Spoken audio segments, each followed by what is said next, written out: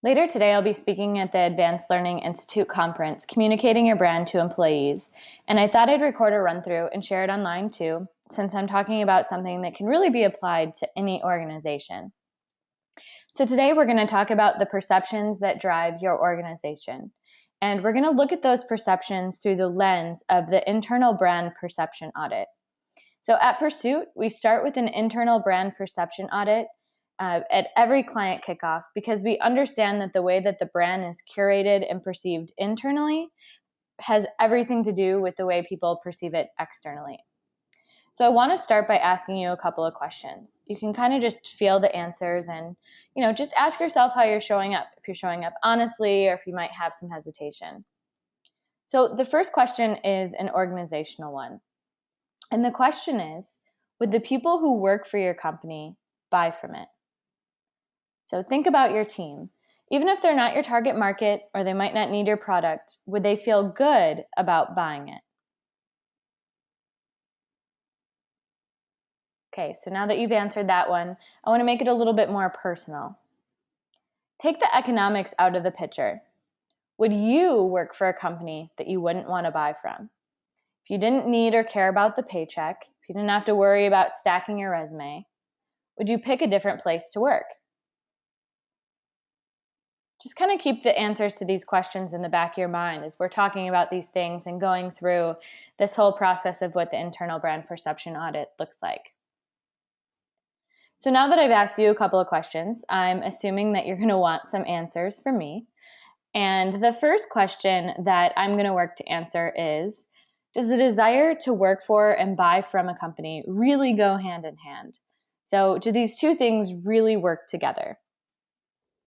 The short answer is that there has never been a time when we've needed to work for and buy from companies less. Nobody today has to work for a company, and nobody today actually has to purchase anything from a large organization either. Whether you're large or small, people don't really have to buy from other companies. They can buy or make trades with other people. So let me explain a little bit more by what I mean by that, because I know it can be a bit obscure. So just look at some of the logos on this slide. The innovators that we look up to and trust, the companies that are changing entire industries. They're the same companies that people beg to work for and that people absolutely love buying from. And they don't just buy from them, but they talk about using and supporting these companies as well. So they want to work for them, they want to buy from them, and then they talk about doing both, which is really important. So if you look up here, you'll see that a couple of these companies are part of the collaborative economy, or you might call it the sharing economy. There are also some other terms like crowdfunding or P2P lending or the maker movement. While they're not all exactly the same thing, they're each a part of this emerging economy. And so really my point here is that we don't have to purchase hotel rooms from corporations because we have Airbnb. And we don't have to sit at a desk because there are more opportunities to supplement untraditional income than ever before.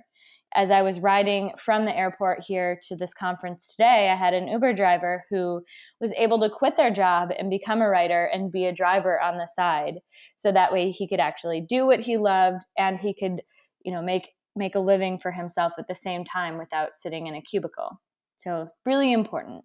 These are fast-growing, two-sided marketplaces of buyers and sellers like Airbnb, or renters and rentees, riders and drivers, hosts and guests, I guess is the right way to identify people for Airbnb.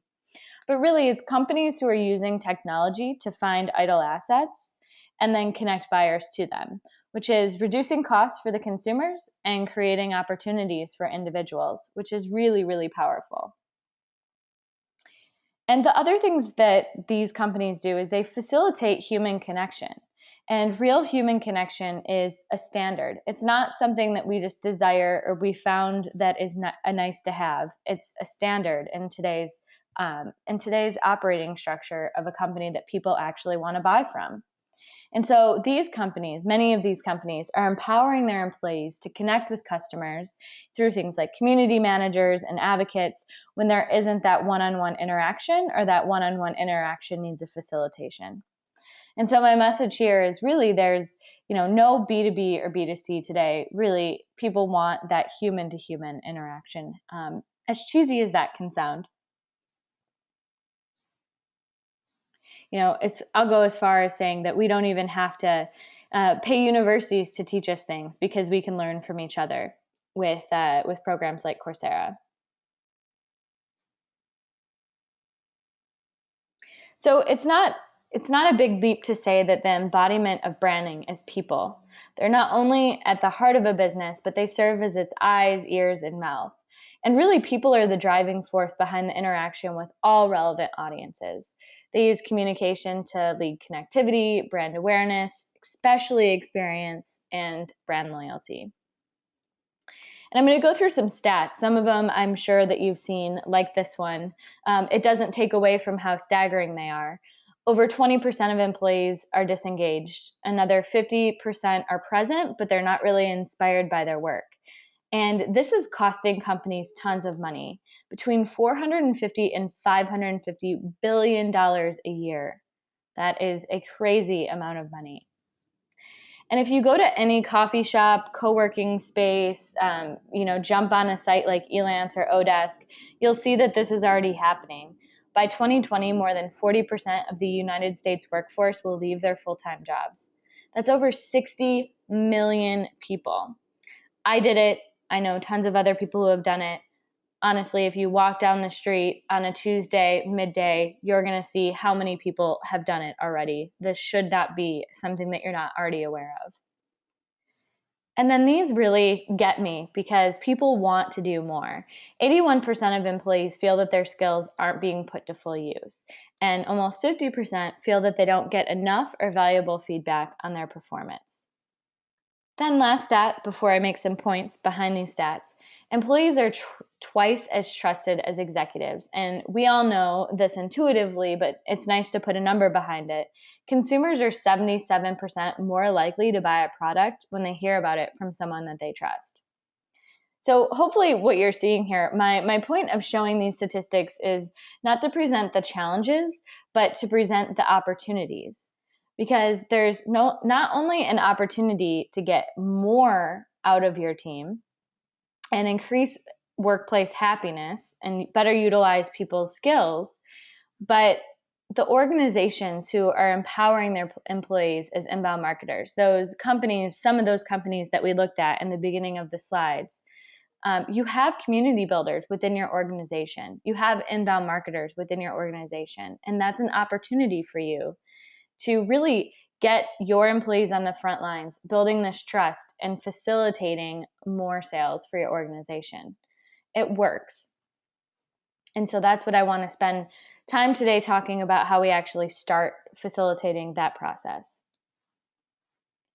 So if you don't know who I am, I've spent my career working in digital media. Community management is a huge part of what I do. And technology is also always it's kind of the thread that's tied together all of my work experiences. And throughout all of these different experiences, I've put an emphasis on company culture. Because if the internal community isn't there, then nothing else can work as it should work. Nothing else, marketing, community, whatever else it is that you want to do, it can't work as well as it should if your internal community isn't fostered, isn't there, and isn't working for you. So I've really used digital media, community management, company culture, technology, all the things I just mentioned, to make an impact on the way that companies are publicly seen, perceived, and experienced from the inside out. So as you can see here, I've worked for startups, I've freelanced, I've started my own businesses, I've worked for corporations, and I've found a process, no matter how big or small the company, B2C or B2B, there's a process that works. And that process really puts the employee at the center, and it makes sure that we're starting at the core, that we're really starting with core values. And so before I really jump into things, I just want to take you through what this process looks like. So this is kind of zooming out a little bit and looking at this bigger picture. So as I just mentioned, at the center, you have internal brand perception. So I think I've already covered on this enough, but just a quick one-liner here. Brand and company culture is the influencer of everything. So that's why we have it in the center here, because everything radiates outward from internal brand perception. And so this is where we really focus on that internal community, the perception of your own employees, and the amount of alignment and engagement within your own organization. And the reason we do that is because those perceptions directly trickle down to the customer experience and customer perception and the customer voice. And I don't need to give you a lecture about how empowered customers are to share their own perceptions and their own experiences online, through word of mouth, by referral. We know that whatever customers experience and perceive is going to also reach a wide audience of their own network. And then tools and systems for digital operations. This is where we look at what systems and tools do you actually have in place to connect the internal community with the external community. So are we actually creating a channel for employees to talk to customers? Are we actually enabling our employees to impact the customer experience directly? And if so, how are we doing that? In which ways are we doing that? And in which ways can we connect those communities deeper? And then the fourth element here is actually mobilizing and engaging and making sure we have activities in place to facilitate that community connection and to empower both employees and our customers to create content and engage on behalf of the organization. So all of these things really tie together. You start at the core and you make sure that your internal perceptions are the messages you really want to share. We influence the customer perception and give customers the voice that they need to be able to share our stories. We make sure that there's tools in place for our internal and external communities to communicate, and then we actually facilitate that engagement and make sure that everybody's empowered to be an advocate or an inbound marketer for the organization. So while I'd love to share more about all of these different layers, I'm going to keep it pretty simple today, and I'm just going to dig deeper into that core, most important part of the process, the internal brand perception. And I'm going to talk very specifically about what I call the internal brand perception audit. And it's really just a process of collecting perceptions through one-on-one interviews and then a round of validation with a wider audience. So I'm sure that it's no surprise that I think that there are a lot of reasons to do an internal brand perception audit, even if you think you don't need to. But I want to go through those because sometimes it can be hard to see the reasons why to do it through all of the excuses and reasons there are not to do it, which I'm going to talk about next. But really, here are some of the key reasons that I suggest that everybody should go through this process, and they should go through it fairly often so you can understand what's really going on internally. Whether we realize it or not, we're constantly telling stories as humans, as individuals, as organizations. That's the way we communicate. And, we tell our story of our company and why and how our products came to be. And there are a key set of questions that we need to answer about those stories. And the first is, do they all work together? So are we actually all telling a unique and cohesive story that moves our company forward? Or are we playing this game of telephone where by the time the story reaches the public, it's fuzzy and it's lost and it might be something totally different than what we intended? And then another reason is, we need to analyze these internal stories and understand if they're presenting a cohesive, united front and if they're pulling through as what we're sharing with the world. So is what we're saying internally actually pulling through externally? Why or why not? What things are pulling through? What things aren't? And then, of course, this is a great way to find gaps and opportunities in top-down communication and in cross-silo communication. So we know something that can happen is, the barrier between departments speaking to each other and communicating with each other. So this is a great way to find gaps and opportunities there. And then, of course, the bottom line, the thing that most care about the most is the financial aspect of things. So how can we identify organizational traits or patterns that can be affecting productivity, which is where that $450 to $550 billion annually gets spent or costs businesses because they're losing productivity on disengaged employees. How do we get to the root of the energy or lack thereof of the organization? And really what this is going to help you do is it's going to help you understand the real reason why the business loses people and sales. So why do we have attrition, and why do we lose sales on specific deals? So those are just some general reasons to do the internal brand perception audit. There are also some reasons not to do it. When I suggest the internal brand perception audit, or I tell clients that's where we start this process, there's definitely some pushback sometimes, and it's understandable. One of the first things that we have to talk about are that financial aspect that I just mentioned on the last slide, because even though the numbers are there, I went through them at the beginning of this presentation, it can feel soft. It can feel like a soft exercise. And it can also be seen or feel insular. So for companies that put the customer at the center of their organization, this can feel kind of counterintuitive. So we really have to remember that the internal perceptions help develop the customer experience, and they're a huge part of it. And if we don't figure out what those internal perceptions are, we can't improve that customer experience. So we really have to start from the inside out there. And of course, it uncovers big, hairy problems that we might not be ready to face. So if there's something that has been kind of pushed to the wayside, or a problem that's been pushed to the back burner within the organization, this exercise is going to surface it. And so that can definitely be a point of contention when we're thinking about doing the internal brand perception audit. And then finally, what if we don't know what to do or how to take action? That can be a really scary thing, because obviously you want to do something after you mine this information. It's going to be really important to actually do something with it. And all this is why, I always say that it really says something about the executive teams who are willing to kind of go there. The fact that if you sign up for this, I always say, the fact that you're taking the time and resources to look at this data already says something about the leadership of this organization. So if you're still with me, and if you're willing to go there, here's some more about what works in doing an internal brand perception audit. And just kind of keep in mind that these are high-level tips and what I've found works well. If you're interested in digging deeper, I'm always available to do that. These are just some high-level tips for you to kind of take away and think about that we've learned in doing this for a number of different clients.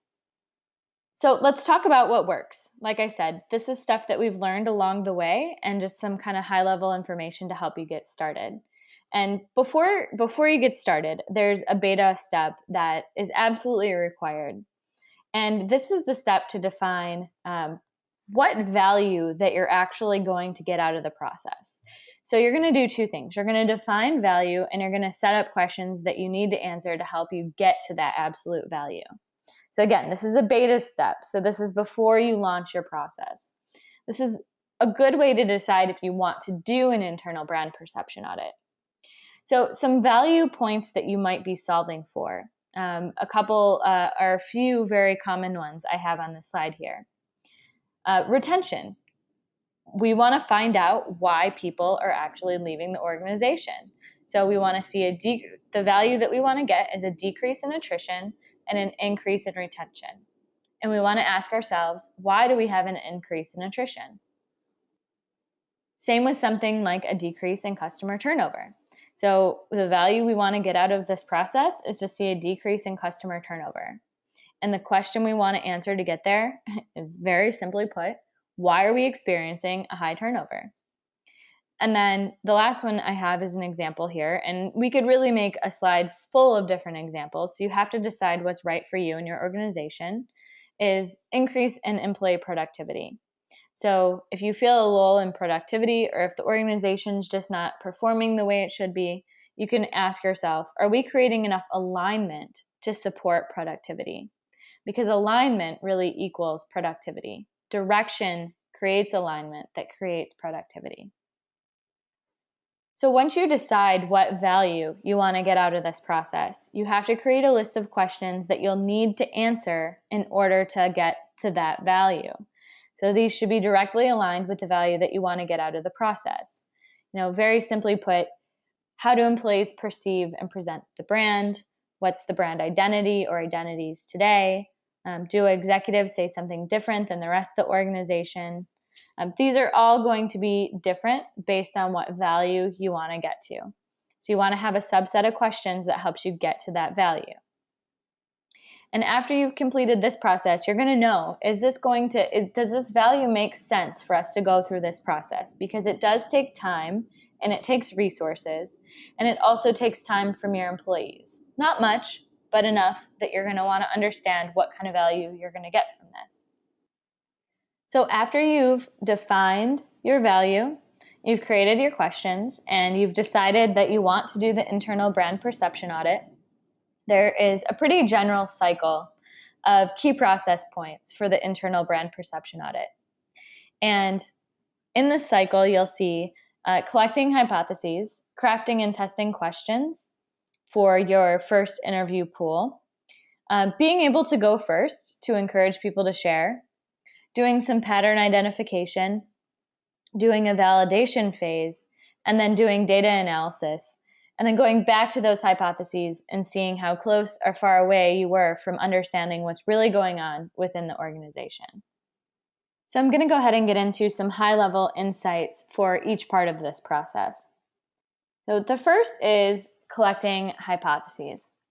I found one major reason to do this step, and that's you can come back and gauge the size of the gap between what people thought was happening versus what we learned by executing the internal brand perception audit. So at first I thought, maybe this part of the process just needed to be nixed, because do we really want to create hypotheses that create assumptions? And that's exactly what you don't want to do. But it's very important to understand that gap or lack of that gap.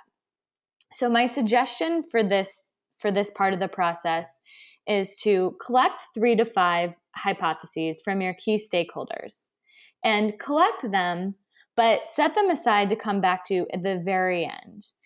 Because it's going to be really important to have them to test how close thoughts about what's going on are to what's really going on. So how close were we to knowing what was really happening? If you want to take it to the next level, I say you should collect your hypotheses and don't even read them until after the pattern identification and validation phases, because you really don't want to get anything set in your mind before you start talking to people. And of course, you're going to want to craft and test your questions before you actually start your interview process. So the first step of this, if we're kind of zooming out a little bit, the first step of the internal brand perception audit is to interview a group of people one-on-one, usually an hour interview. Face-to-face is always best if possible. And so you're going to want to get the most out of that hour that you have with people. And you're going to want to interview as many people as possible. It really depends on the time and resources that you have allocated to the internal brand perception audit. And it also depends on how many people you have within your organization. But when you're crafting and testing questions, there are some really key things to keep in mind. So you want to be as specific as possible. So kind of management 101, instead of asking, how's it going? Ask something like, what's one thing in the past week I could have done better, right? We've all kind of learned that as managers, or we've heard that as managers. But you want to take that same thought and apply it to the kinds of questions you're creating. And you want to make sure you're getting a little creative where people can be more open-ended. You're being more specific in what you're asking, but you're also giving the opportunity for more open-ended questions. So instead of, how do you view our brand today? What's the energy of the company like? Ask something like, if the company were a person, who would he or she be? And just to look at the difference, or an example of the difference in answers when you ask your questions differently, is really driving this point home. So if I'm just asking, what's the energy of the brand today? People might say something like, it's likable and friendly. The energy is fast-paced. But if you ask about the personality, what's the personality of the organization? If the organization were a person, who would he or she be? You can get an answer like, X% of interviewees describe the current personality as impulsive, or someone who's always chasing the next cool thing. And then you can back that up with your more qualitative statements, your quotes like a teenager, lots of energy and talent, but lack of focus. So you want to make sure you're getting creative, open-ended questions that are also specific. And in your testing phase, you're going to see what works and what doesn't. But my key point here is that you want to make sure that you're asking questions that get something really interesting that you can also put a percentage behind. A great way to craft your questions is to inspire employees by offering visual tasks. So have people pin things to mood boards and ask them, what does the company culture feel like? What fits? What doesn't? What does the brand feel like? What fits? What doesn't? Mood boards, or have cutouts sitting on a table and have people move things around and kind of puzzle pieces. Some people are much better at articulating what they're thinking and feeling through visual elements rather than words. So make sure you're giving people that opportunity.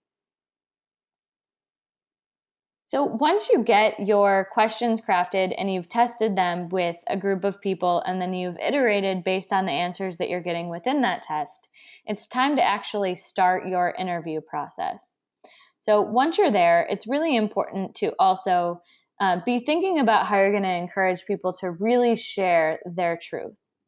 And so I give kind of a hat tip to Know Your Company here, because they have this great go first mentality. And this is what they tell their customers and their clients, is that you can get more out of people if you're able to go first. So ask yourself, what can you say that will make you more vulnerable? And what can you say that's going to reveal your true intention? So how can I actually articulate what we're really trying to do here? If you're able to, a great way to do this is to share some of the questions that you're looking to answer.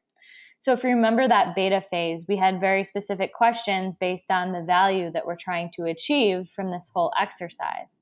If you can share some of those questions and even share the value that you're looking to gain out of doing this process, you're much more likely to have people open up and be willing to help your cause. So the slide transition here doesn't really do the interview process justice, because that's really the longest part of this process, is doing one-on-one interviews with as many employees as possible and getting as much out of those interviews, as much data collected for this pattern identification phase. So it's really important that as you're doing those interviews, you're not making assumptions along the way. You're collecting the data, you're having one-on-one conversations that you're extremely present for, but then you're leaving all of the data alone until you're ready for pattern identification. It's also really important to note that this is not a one-person job. Pattern identification should be a process where everybody gets the same data points. They get either transcripts of the interview, spreadsheets, however you're collecting the information. Everyone goes away, finds patterns, and then comes back together to compare. Another really important part of this is it's great if you have an external resource doing this, because if you have someone analyzing data or even conducting interviews that already has their own employee perceptions, that can really show up in the pattern identification phase. And it can also show up in crafting and testing questions. And you really don't want to harm your data, because you're taking a long time to do this, and you're also wanting to get that really distinct value out of this process. So once you've identified your patterns, it's important to understand how we can expand and validate that data. So qualitative data is great. Quantitative data usually says more, and then you can back it up with qualitative data. So this is where you're going to expand your audience to include as many people as possible. So you want to ask a very small set of questions to validate the most important and significant findings from your original group. So that very defined set of questions usually goes out to the whole organization. So using an online tool, create a survey, maybe do something to incentivize everyone to take that survey. Make sure that the why is front and center. Here's why it's important to understand your feedback on these 3 to 5 questions. And then you're able to move into data analysis, where you're able to take this much larger data set and validate some of the patterns that you found in the pattern identification phase, which is really important because you move from being able to say from something like, the majority of employees that we spoke to believed that a greater emphasis on focus would improve product quality, to being able to say 65% of employees organically brought up frustrations with too many priorities or a lack of focus. And that's a big difference when you're trying to share this data with team members. So we've done the beta process of collecting the value that we want to get out of this process. We've created questions that we need to answer to get to that absolute value. We've collected hypotheses.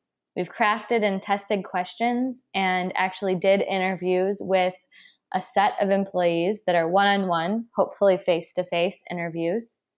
We've done pattern identification, and we've done a validation phase.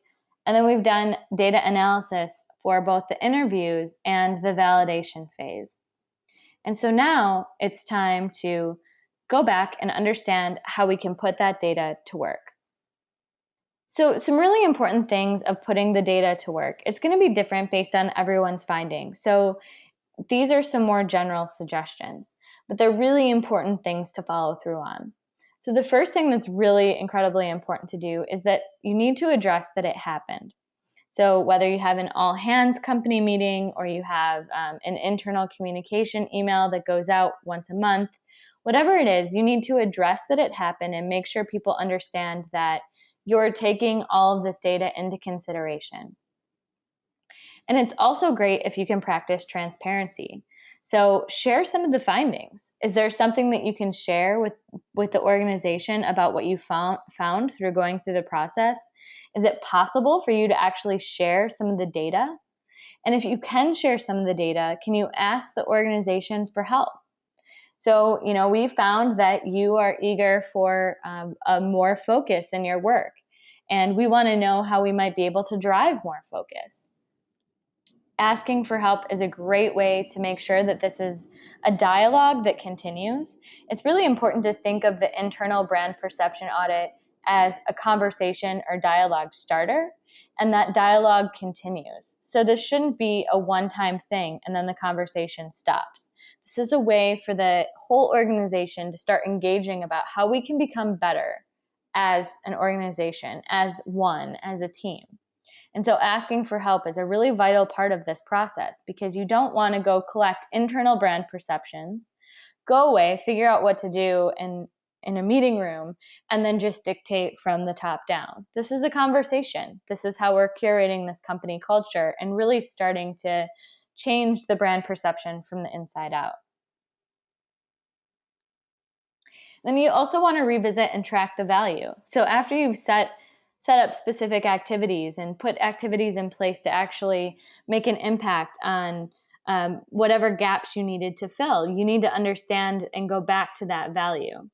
So how do we look at time and money saved by retaining employees? How did you increase employee productivity? Did you gather talent acquisition information? So did we find things that tell us why people love working here, and we can use that to get great, fresh, new talent?